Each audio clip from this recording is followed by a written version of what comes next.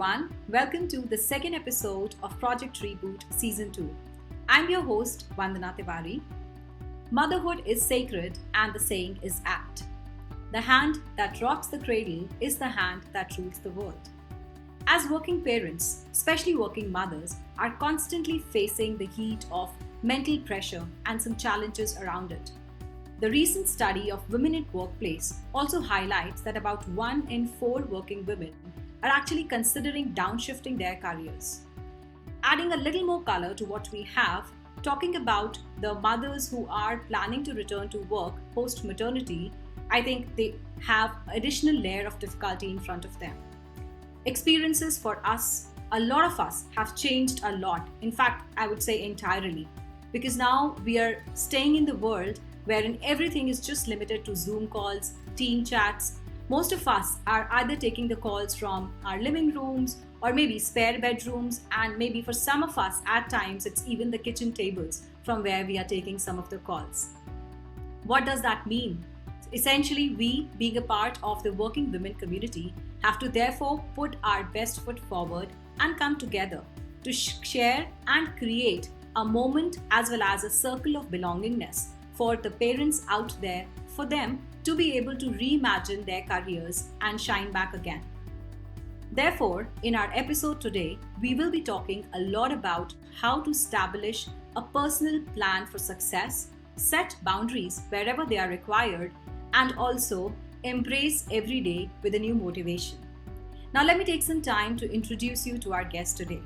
She's a brilliant marketeer, a very well-known content expert, with over a decade of work experience in helping brands make their mark. A mother, a mentor, a caring and loving mother who also cares about the mothers around her. She is not only a confidant, but also an ally come mentor to the mothers out there. Please put your hands together and welcome Olivia Cain. Over to you. Thank you so much for having me, Vandana. I'm thrilled to be a part of this. Awesome. In fact, we are super excited to have you here today. With all that experience you carry, I think a lot of parents who are listening to us would want to understand a lot from you. So let me actually start by asking you this. Being a working mother yourself, right? So what is one thing or maybe some thoughts that cross your mind when you think of parenting during work from home times? That's a great question. I think it probably changes every day because every day always looks and feels a little bit different. I think a few things that come across my mind is I think that there's a constant shift in boundaries, between the fine line that is work and home, because it's now a hybrid place when we're working from home.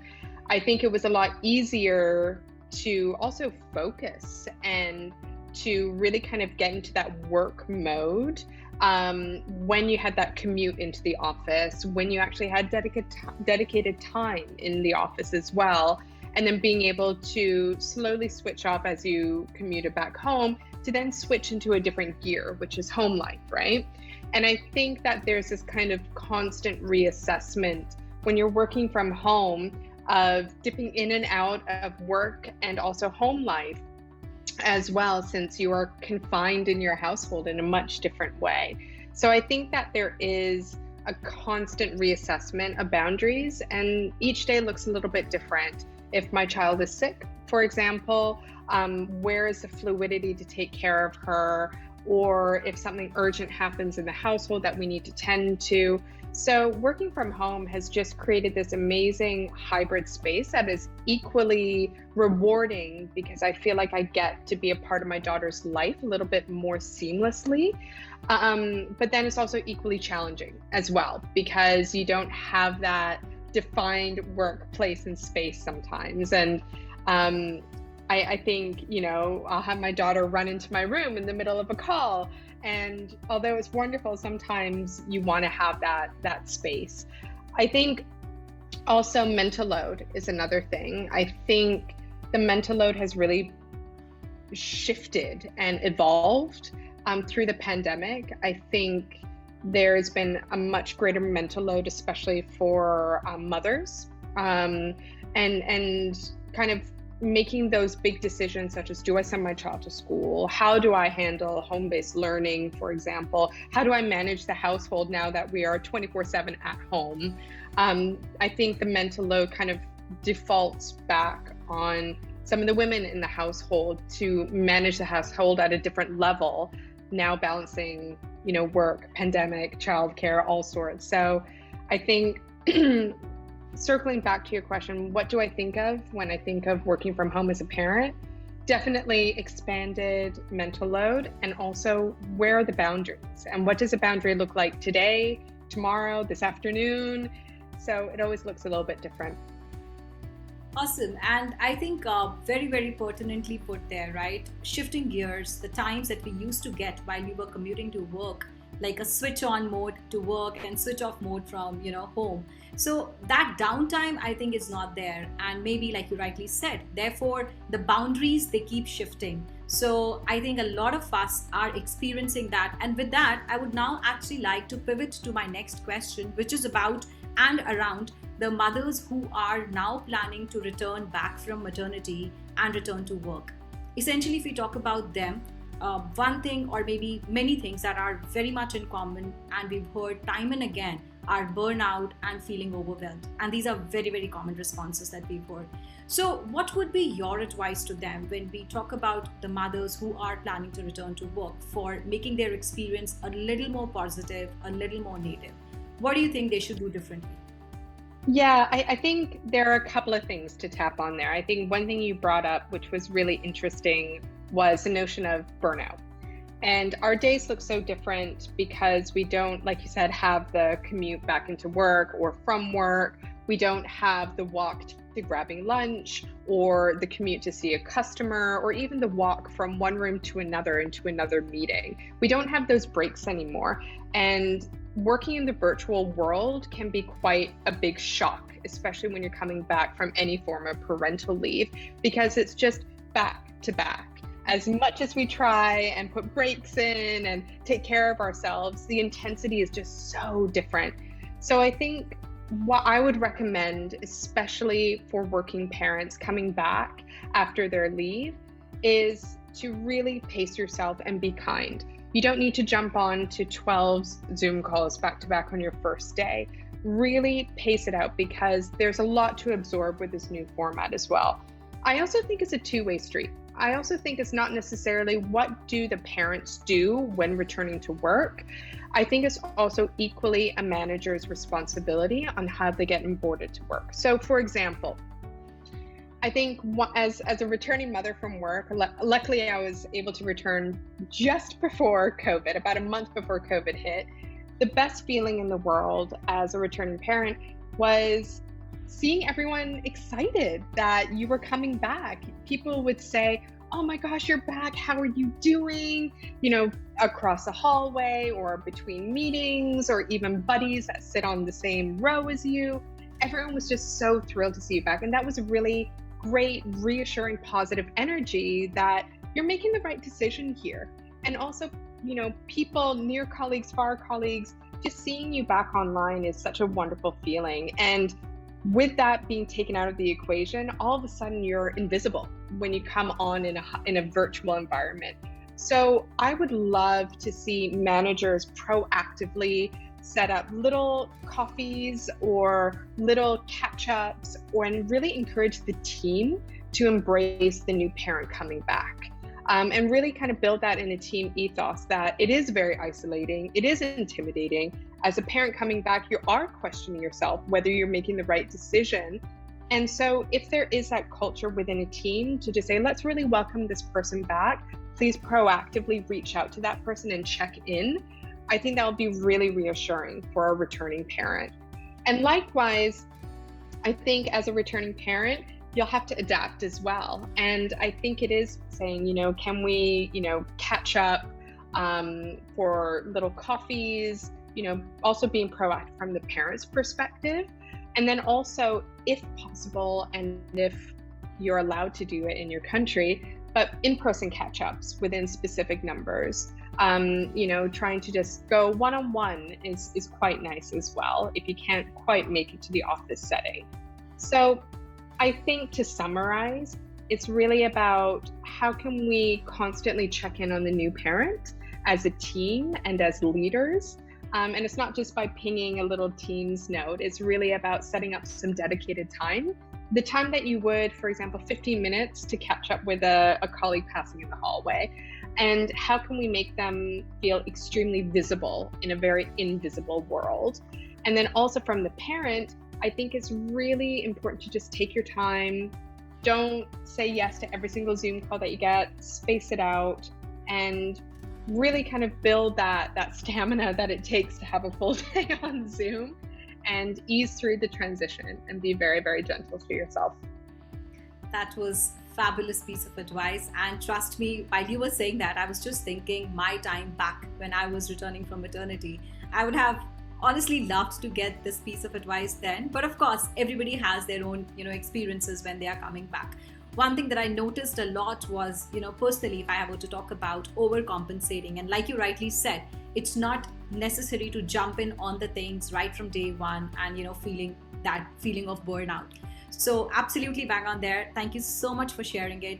And with that, I will now maybe like to move slightly on a lighter note and would like to ask you maybe one or two or whatever you'd like to share, any funniest or funnier experiences, maybe a work from home blooper or something with your kid around that just added a little bit of smile on your face on a stressful day. Anything that comes to your mind? Yeah, well, my daughter is 2 and she's just learned how to open doors. So she wakes up from her nap just after lunchtime, and she actually decided on her own to just open the door and walk straight into my room in her pajamas, and she was so excited to see me. And I was actually on a very important client discovery call. And, in the beginning, I just said, oh, I'm so sorry for the disruption. I'll hand, my daughter to her caretaker. Just give me a moment. And actually, in that moment, you're a little bit kind of flustered and embarrassed, and that's where the boundaries blurred. But it was really reassuring because my client was a parent as well. And he said, don't apologize. It's all good. This is what we're like. This is what's really happening. And also just realizing that, as much as you're trying to contain it in your household, other people you're working with, customers, coworkers, they're also going through the exact same thing, and it's probably happened to them as well. So it made me feel a lot better about the situation.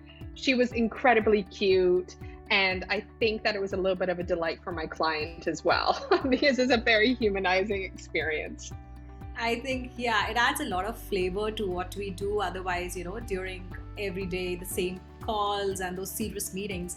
Getting kids to just show up, and of course unwelcomed, non-called for, I think is just a little dash of humor that comes in. So thank you so much for sharing that. And whatever you shared today, I think a lot of it is, as parents, resonates with us.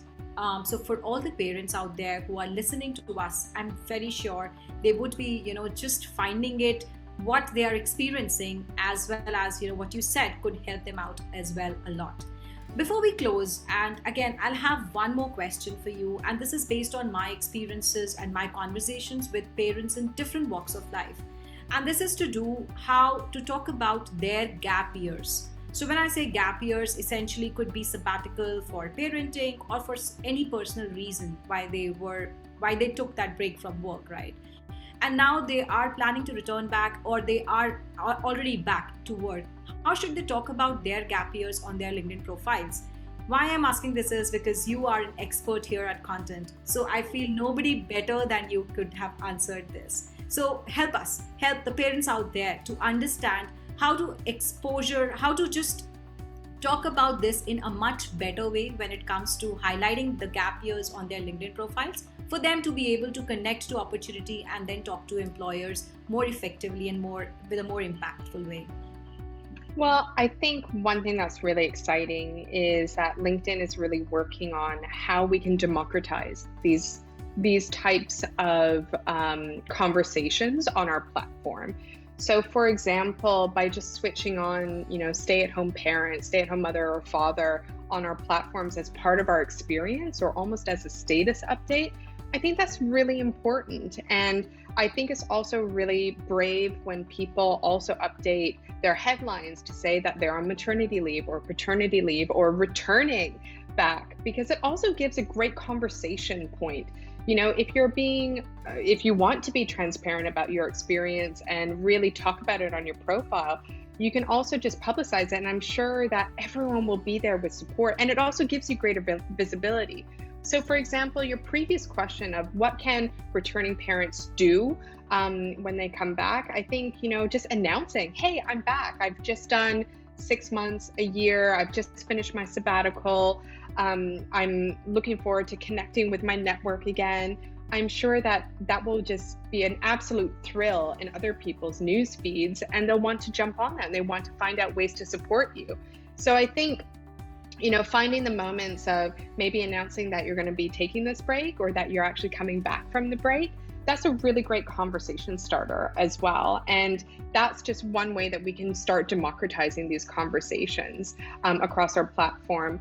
And I think this ties a little bit back to one of your previous questions as well. But as returning parents, it's really important to find a buddy.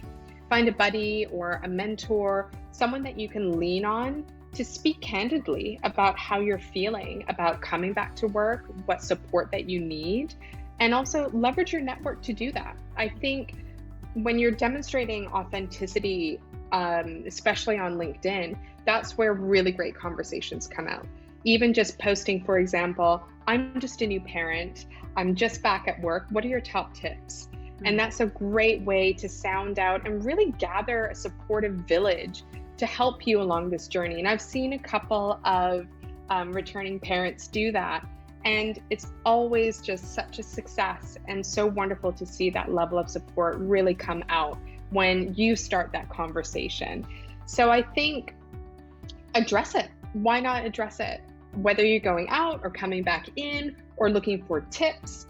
And I think when you come to the world of parenthood, there comes a lot of unsolicited advice, but also when you ask for advice, that's where people are going to flock to you and want to support, knowing what you're looking for. So I think that's incredibly important. Thank you so much. So essentially, again, going back to what our experiences have been, and parents have also shared that, right? So it's therefore very, very important to be vocal about what you are and where you are, at what stage of career you are. So like Olivia said, right? So talking about, even if you are going on for a sabbatical or a maternity, announce it to your network, share with them that you'll be off for about 6 months and what are your plans then, how do you plan to spend your time, and so on and so forth. And the same thing, right? When you're coming back, again, announcing it back to your network and asking them for, hey, what have I missed? Can you fill me in? Or any tips or tricks. So essentially, these are some ways for you to stay connected and yet enjoy your maternity break. So out there, for all the parents who are tuned in and listening to us, I hope you find all these tips useful. And once again, a big thank you to Olivia for sharing her candid experiences, her moments when she was coming back from maternity, and her tips and tricks. This really helps us a lot. Thank you once again for coming with us, talking to us. It really helps a lot. Stay tuned, stay connected as we come back to you with a lot of more conversations online. Thank you.